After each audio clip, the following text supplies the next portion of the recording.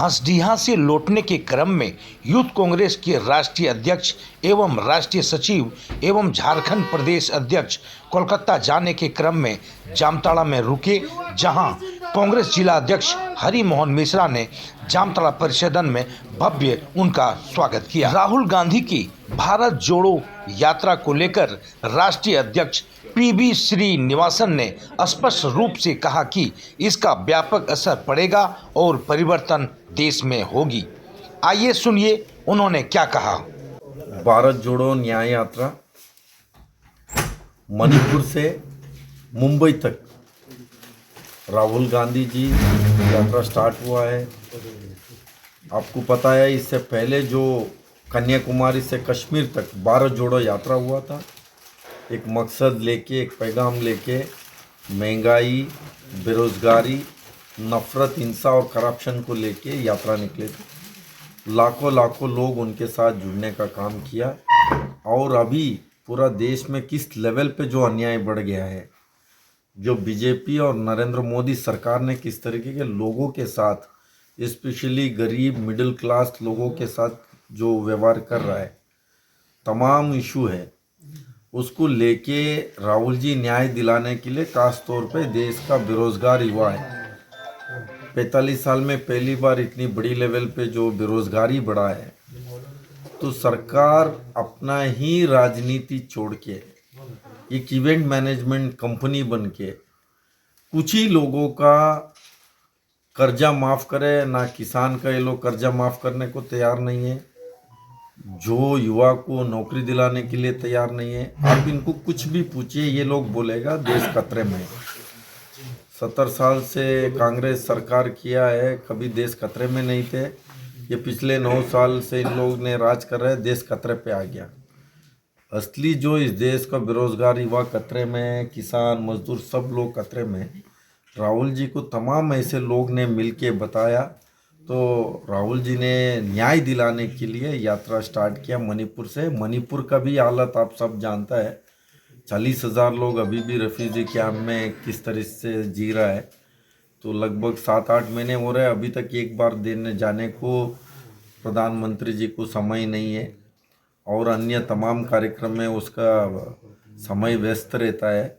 वहाँ छोटे छोटे बच्चे अपने घर जाना चाहते हैं, स्कूल जाना चाहता है, उनके दोस्तों के साथ खेलना चाहता है, बट वहाँ दाल चावल खा के किस तरीके के लोग जी रहा है, ये तमाम इस देश का इशू है।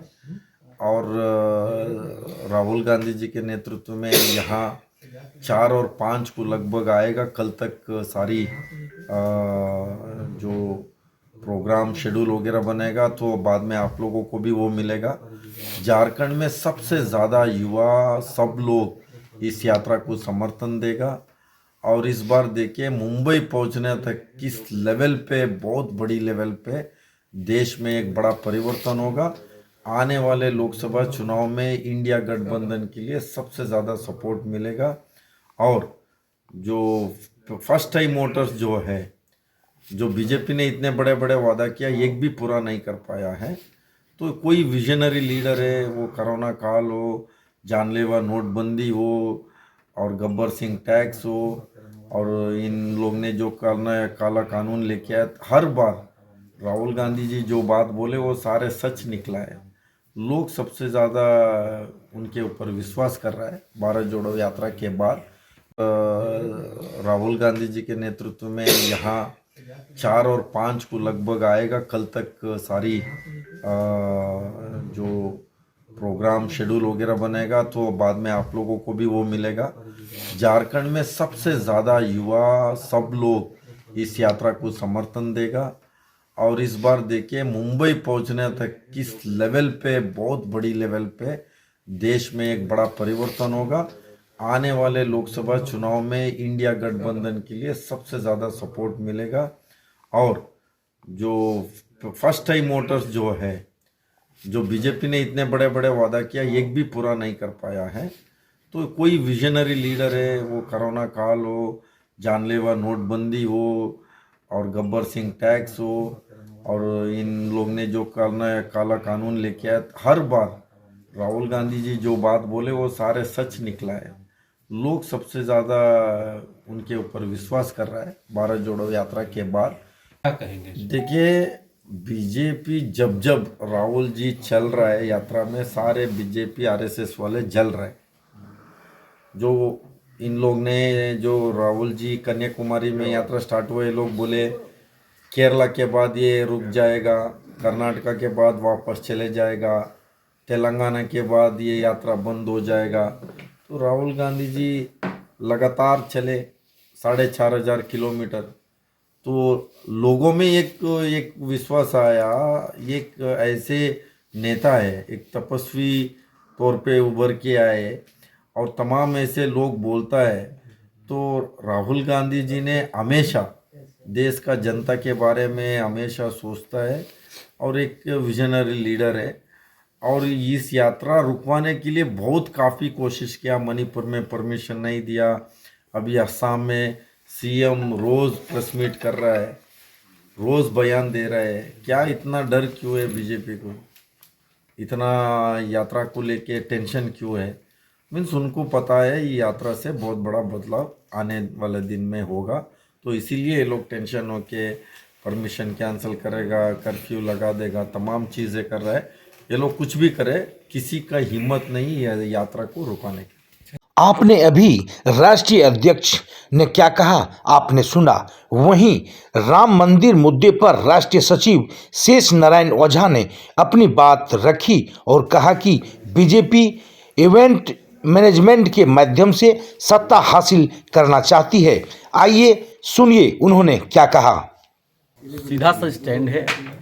कांग्रेस ने इसमें क्लियर कट कहा है कि हिंदुस्तान में हिंदू धर्म और सनातन धर्म के सबसे प्रमुख बुद्धिजीवियों में जाने वाले, जिनको हर हिंदू मानता है, ऐसे चारों शंकराचार्यों ने अपने अपने बयानों के माध्यम से एक ही बात कही है कि आखिर क्या जल्दी है कि मंदिर का निर्माण भी हुआ नहीं, पूरी तरीके से ध्वज पताका लहराया नहीं, गेट कहाँ होगा पता नहीं, मंदिर किस दिशा में बन रही है, क्या होगा वो सब भविष्य के गर्त में है। आखिर क्या जल्दी है कि मंदिर के निर्माण के बिना आप प्राण प्रतिष्ठा करने पे तुले हुए हैं। इस प्रश्न को जब शंकराचार्यों ने उठाया, जिनको दुनिया मानती है, तो उन पर भी इन लोगों ने तंज करना स्टार्ट कर दिया। कांग्रेस का सीधा सा कहना है, हम हिंदू धर्म पे भरोसा करते हैं, हम मुस्लिम धर्म पे भरोसा करते हैं, क्रिश्चियनिटी पे भरोसा करते हैं, सिख पर भरोसा करते हैं, जैन पे भरोसा करते हैं। हर व्यक्ति का धर्म उसके दिल में, उसके दिमाग में, उसके विचार में, उसकी संस्कृति में, उसके व्यवहार में होता है, और जब वो उसको जीता है तभी उसका धर्म परिलक्षित होता है। तो कोई व्यक्ति अगर आपको ये कहे दिखा अपना धर्म क्या है, तो मुझे नहीं लगता कि हिंदुस्तान में भारत का संविधान हमें ये अलाउ करता है कि कोई व्यक्ति आपके सामने आके इंस्पेक्टर बन जाए और बोले इस समय दिखा, ये दिखा, वो दिखा। ये संविधान के अनुरूप नहीं है। वही काम बीजेपी करने का काम कर रही है। जो धर्म के सबसे बड़े ज्ञाता हैं शंकराचार्य, वो प्रश्न उठा रहे हैं और उनसे भी आगे बढ़कर के बीजेपी के लोग आमंत्रण दे रहे हैं भगवान को लाने का। हे प्रभु, कैसा समय आ गया है।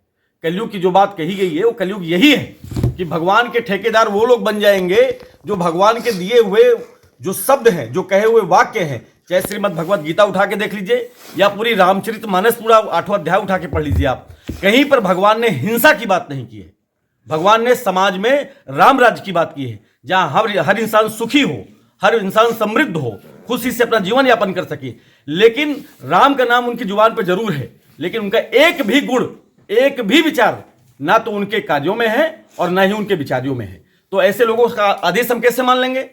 और रही बात वहां जाने की बात, आप 22 तारीख कह रहे हैं, हम 22 तारीख ही क्यों आए? आपके कहने से हम क्यों आएंगे? 15 तारीख को हमारे प्रदेश के प्रदेश अध्यक्ष अजय राय जी, वहां के incharge AICC general secretary Avinash Pande ji, Deepender Hooda ji सहित कई बड़े नेताओं ने जाकर के सरयू नदी में स्नान भी किया और दर्शन भी किया। उनकी आस्था थी, उनके विचार थे, राम के प्रति समर्पण था, वो गए। हम 22 को क्यों जाएंगे, 21 को जाएंगे, 23 को जाएंगे, 27 को जाएंगे, 5 को जाएंगे? आप कौन होते हैं ये डिसाइड करने वाले? आप इस तारीख को आइए। भगवान के ठेकेदार हैं आप, और भगवान के ठेकेदार अगर सही मायने में कोई हो सकता है तो जो उस मंदिर के अभी तक रक्षा करते आए हैं, चाहे वो टेंट में रहे हो तो, या उसकी लड़ाई जो लोग लड़ते आए हैं, अगर वो लोग एक बार ये बात करें तो ठीक है। तो कुल मिलाकर के ये इवेंट मैनेजमेंट कंपनी जो 2014 से चली है, उसकी अब एक ही आशा बची है कि इवेंट मैनेजमेंट करो, नहीं देश के अंदर बेरोजगारी भरी पड़ी है, नौजवान इस समय रास्ते भटक चुका है, उसके सामने रोजगार का कोई रास्ता नहीं है, महंगाई चरम पर है। आप बेरोजगारी पे, महंगाई पे, हिंसा पे, नफरत पे कोई जवाब देने की जब स्थिति में नहीं होते हो तो धर्म की चाशनी सबसे बेहतरीन चाशनी होती है, जिसको चटाने की कोशिश की जा रही है और उसके दम पर 2024 के चुनाव की लड़ने की तैयारी की जा रही है।